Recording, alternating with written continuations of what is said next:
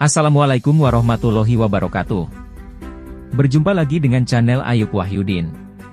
Kali ini kita akan bahas keturunan Nabi di Indonesia, bukanlah Habib. Sebuah catatan dari Ismail Fajri Alatas dan kawan-kawan, dalam sebuah artikel dengan tema, Sejarah Hubungan Habaib dan Nahdlatul Ulama, NU, menyebutkan Habib bukanlah gelar resmi. Pertama, harus dijelaskan dulu apa yang dimaksud dengan Habaib. Habaib adalah jamak dari kata Habib. Habib adalah panggilan yang diberikan kepada ulama dari kalangan Alawiyyin atau dari Bani Alawi yang artinya keturunan Nabi Muhammad Shallallahu Alaihi Wasallam melalui jalur Imam Husain dan keturunan dari Sayyid Alawi bin Ubaidillah yang hijrah dari Basrah, Irak, ke Hadramaut, Yaman. Dari Hadramaut keturunan mereka bermigrasi ke pantai timur Afrika, pantai barat India dan yang paling besar bermigrasi ke Asia Tenggara. Inilah yang disebut dengan Habaib. Jadi, Habaib bukanlah gelar resmi. Titel resmi bagi keturunan Nabi Muhammad itu adalah Sayyid atau Syarif. Ada yang mengatakan keturunan Hasan disebut Sayyid, dan keturunan Husain disebut Syarif. Intinya ada beberapa pandangan mengenai gelar keturunan Nabi.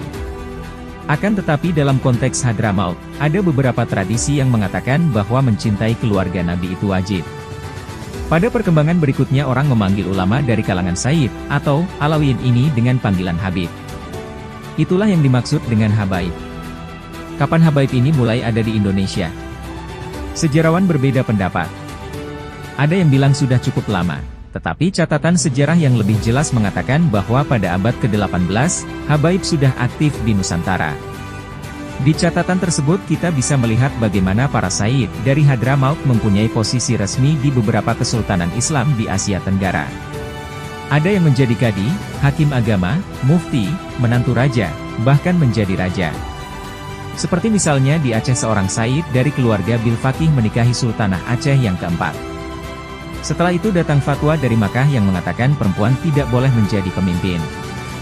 Karena fatwa tersebut, sang Sultanah turun tahta dan suaminya, Sayyid dari Hadramaut menggantikan posisinya menjadi Sultan Aceh.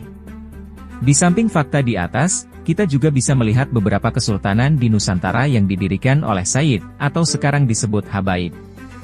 Misalnya seorang ulama, Habib Husain Al-Qadri, berdakwah di kalangan masyarakat Dayak di Kalimantan Barat. Putranya kemudian menikah dengan salah satu bangsawan Bugis. Pada pernikahan ini, keturunannya mempunyai dua marga dengan status sosial tinggi, yaitu sebagai bangsawan Bugis dan Habaib. Dari garis keluarga inilah yang kemudian mampu mendirikan kesultanan di Kalimantan Barat dan juga mendirikan kota Pontianak. Selain itu, kita juga bisa menemukan keluarga Alaidrus yang mendirikan Emirat Kubu yang ada di Kalimantan Tengah. Emirat bukanlah kesultanan, tetapi di bawah Kesultanan Pontianak. Kemudian ada keluarga Al-Shihab di Siak, Indrapura yang membangun kerajaan di sana dengan sultannya yang terakhir, Syarif Qasim. Ketika Indonesia merdeka, Sultan Syarif Qasim turun tahta dengan alasan mengabdi di Republik Indonesia.